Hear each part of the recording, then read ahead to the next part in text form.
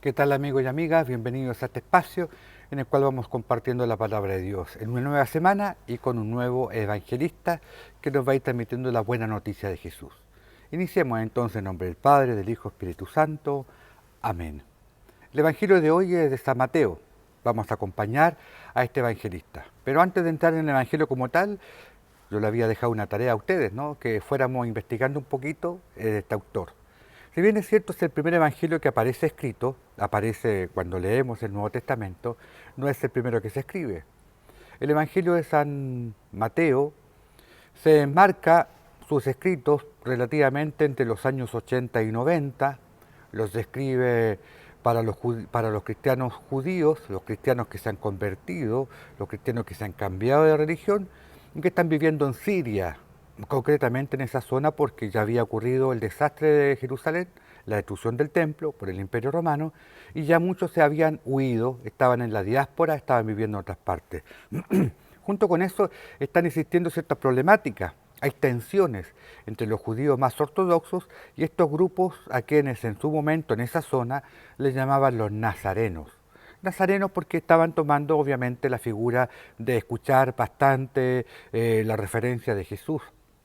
Esa tensión poco a poco va creciendo, hasta que son literalmente expulsados totalmente de esa vida, incluso perseguidos.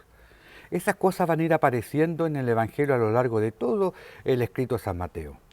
Mateo, el discípulo que nosotros conocemos, llamado por Jesús, que había sido recaudador de impuestos, no es el que escribe el Evangelio. A ese le atribuye. Este se escribe en la segunda generación ya de cristianos.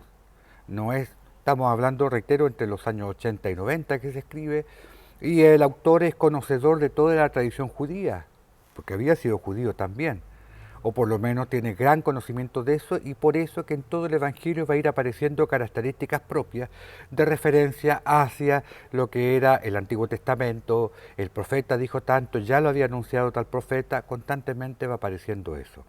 Y otra característica importante que el autor quiere presentarnos a Jesús en forma más solemne, ya no es predicador popular como el que nos presentaba San Marcos, sino que lo presenta de una forma más solemne, en sus discursos, en su enseñanza. Y sobre todo, para el autor de este Evangelio, nos presenta a Jesús como un nuevo Moisés. Es un nuevo Moisés, que ha recibido de Dios, del Espíritu Santo, la fuerza para anunciar la buena nueva. Por lo tanto, lo va a presentar como profeta, como gran conocedor de la palabra de Dios y de todo lo que significaba el Antiguo Testamento. También él nos dirá y aparecerá en el Evangelio que no viene a cambiar nada del Antiguo Testamento, pero sí viene a darle cumplimiento. Y una, comillas, obsesión, por llamarle de una manera, de este autor, del autor del Evangelio de San Mateo, es que a él le gusta combinar mucho el tema de el decir y el hacer. Tiene que ir junto. La coherencia como tal. Para el autor constantemente va apareciendo este elemento del decir y el hacer. La coherencia del que dice tiene que hacerlo y el que lo hace obviamente tiene que haberlo vivido y decirlo como tal. Bajo esas premisas es lo primero que podemos compartir de este evangelista. Hoy día retomamos entonces esta lectura en el capítulo 4, versículo 25 hasta el capítulo 5, versículo 12. Algunos se preguntarán, bueno, pero si estamos comenzando un evangelio nuevo, ¿por qué no comenzamos el capítulo 1? Capítulo 1 y capítulo 2 son los evangelios de la infancia de Jesús. Acuérdense que litúrgicamente los guardamos para el tiempo de Navidad. Y el capítulo 3 y parte del 4 lo ocupamos en el tiempo de Adviento porque aparece la figura de Juan Bautista y se van a ocupar esas lecturas tanto en Adviento como en Cuaresma como tal. Así que comenzamos con una vida ministerial de Jesús. El autor nos presenta a nosotros a Jesús actuando. De golpe se pone a actuar.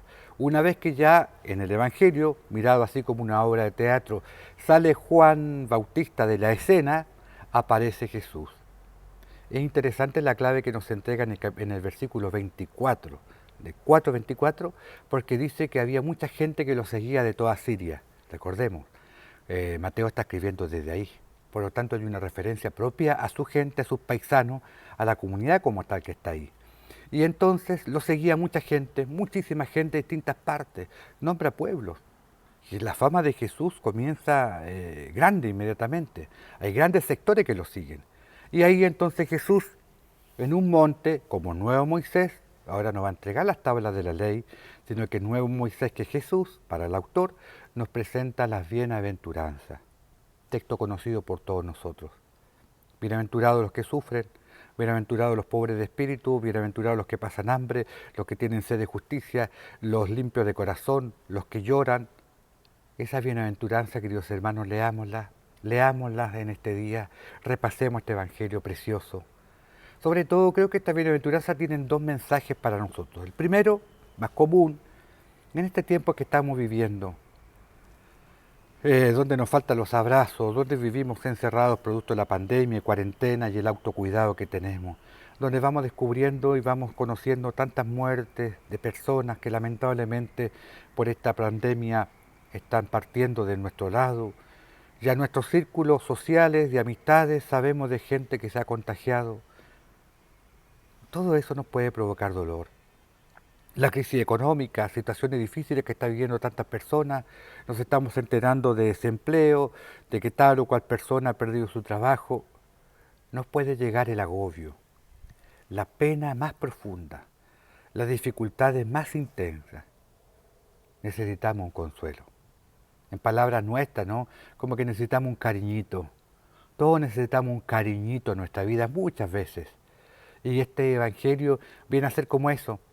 Este evangelio, escuchar a Jesús que nos dice bienaventurados, a nosotros nos dice, como se lo decía también a ese pueblo que andaba tras Jesús, que lo perseguía buscando afecto, buscando consuelo, buscando esperanza.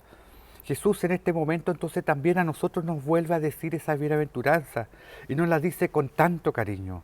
Bienaventurados ustedes, los que también tienen miedo a esta pandemia. ¿Por qué? Porque vamos a confiar en Él.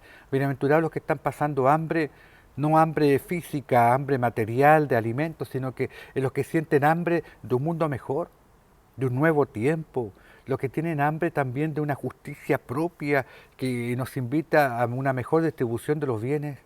Escuchar a Jesús en este momento, creo que la bienaventuranza es un cariñito, es un bálsamo que llega a nuestro corazón. Vivamos, repasemos estas bienaventuranzas que nos van a hacer muy bien. Y otro dato, primera vez anoche cuando un poquito le daba vuelta a este evangelio para poder hacer la reflexión de este día, me topé con una reflexión que nunca antes la había visto, nunca. Y yo creo que nos pasa a todos nosotros siempre, por eso que el evangelio siempre es una novedad, algo nuevo. Hay un autor que decía que este evangelio es un espejo que refleja las características de Jesús. Wow, yo no lo había pensado. No lo había visto nunca así, nunca lo había leído, entonces también para mí fue una sorpresa preciosa leer esta parte del Evangelio y decir, oye, tiene razón, porque Jesús se presentó humilde, paciente, fue pobre de espíritu, fue misericordioso, fue perseguido por la justicia, lloró y sobre todo tuvo el corazón limpio frente a Dios para poder encontrarse por ahí, con Él y hacerlo anunciar. Esta bienaventuranza entonces también son un reflejo de Jesús. Qué bonito mirarlo de esa manera, qué precioso descubrirnos eso y qué invitación nos deja entonces esta segunda o elemento de esta reflexión. Que nosotros como cristianos tenemos que configurarnos con Jesús. Tenemos que parecernos a Jesús, sí, con nuestras limitaciones, con nuestras dificultades, pero sobre todo con nuestros sueños y nuestra esperanza. Tenemos que parecernos a Él. Esa es la invitación que nos está dejando. Toda nuestra vida cristiana, por algo nos llamamos cristianos, es seguir a Jesús. Y a medida que lo seguimos nos vamos configurando, interpelando, pareciéndonos a Jesús. Cuando nos hemos bautizado, simbólicamente nuestro corazón, nuestro espíritu, se transformó en un espejo, que tenemos que reflejar en el mundo de hoy las características de Jesús, las características de esta buena nueva. Pidámosle al Señor entonces que nos ayude en esta experiencia, que podamos cultivar ser ese corazón de Jesús, ese espejo de Jesús para el mundo de hoy. Y aprovechemos al releer esta bienaventuranza, a orarla, pidamos para que el Señor siga consolando a los que están llorando por la pérdida de un ser querido, los que sienten angustia por el tema económico difícil para parar la olla, por ejemplo, los que están soñando y esperan a veces incluso con rabia el cambio de un estilo social, económico, que el corazón se le apacigüe y busquemos juntos en honestidad y en transparencia una justicia mejor, un mundo mejor, una sociedad más justa y solidaria y fraterna. Pidámosle al Señor que nos ayude, a este Jesús, que también en este Evangelio de San Mateo y San Lucas nos trae esa oración que rezamos todos los días en cada momento de nuestra historia. Padre nuestro, que estás en el cielo, santificado sea tu nombre, venga a nosotros tu reino, hágase tu voluntad en la tierra como en el cielo. Danos hoy nuestro pan de cada día, perdona nuestras ofensas, como también nosotros perdonamos a los que nos ofenden. No nos dejes caer en tentación, líbranos del mal. A María, nuestra Madre, mujer que también vivió las bienaventuranzas, las vivió, es parte de ellas. Y cuando Jesús las dice, seguramente también las toma como características de su madre. A ella le decimos, Dios te salve María, llena eres de gracia, el Señor está contigo. Bendita eres entre todas las mujeres y bendito es el fruto de tu vientre Jesús. Santa María, Madre de Dios, ruega por nosotros pecadores, ahora y en la hora de nuestra muerte. Amén. Que Dios nos bendiga, que tengamos un lindo día, una buena semana, sigamos cuidándonos, nos salgamos a lo justo y necesario, mantengamos también esa prudencia y la distancia social. Pero en esta distancia que tenemos nosotros, reciban un fuerte abrazo afectivo de nuestra fe para seguir cultivando la esperanza. En el nombre del Padre, del Hijo, Espíritu Santo. Amén. Que estén bien, que lo pasen bonito.